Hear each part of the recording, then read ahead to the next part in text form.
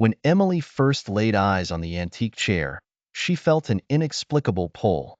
Nestled in the corner of an old shop, the chair seemed to exude an eerie aura. She attributed it to her imagination, a blend of the shop's dim lighting and the chair's intricate, otherworldly carvings. Against her better judgment, she bought the chair and took it home. Setting it in her living room, Emily was eager to see how it would fit with her decor. But from the first moment she sat on it, the strange occurrences began. The lights flickered erratically, and she heard a faint whispering, like the wind through cracks in the walls. Her cat, usually fearless, hissed and arched its back at the chair before darting under the sofa.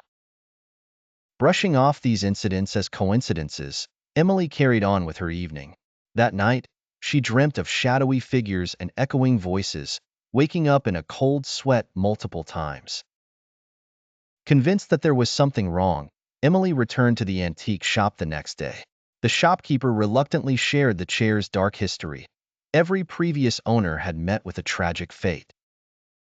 Determined to uncover the truth, Emily delved into old newspapers and local legends. She found a pattern: unexplained deaths, ghostly apparitions, all linked to the chair. As days passed, the hauntings became more intense. Doors slammed shut on their own, ghostly figures appeared in mirrors, and Emily could hear whispers growing louder. Her once cozy home turned into a chamber of horrors.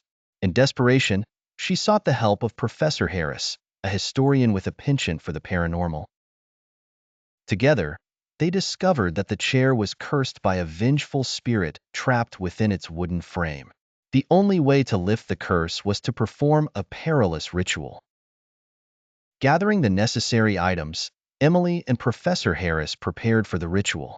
The night was stormy, the perfect backdrop for what was to come. As they began, the room filled with a palpable tension, shadows danced on the walls, and the temperature plummeted. Emily could barely keep her hands steady, but she persisted. The spirit manifested, furious and terrifying. The ritual seemed to intensify its wrath. Objects flew across the room, and unearthly wails filled the air.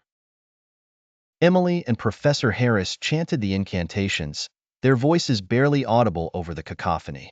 In a final, desperate effort, Emily grasped a talisman and confronted the spirit. An intense struggle ensued, but her resolve never wavered. With a blinding flash of light, the spirit let out a deafening scream before dissipating into nothingness. The room fell silent. The curse was broken. Exhausted and shaken, Emily looked at the now ordinary chair. It seemed almost benign, stripped of its malevolent aura. Though victorious, a part of her couldn't shake the lingering doubt.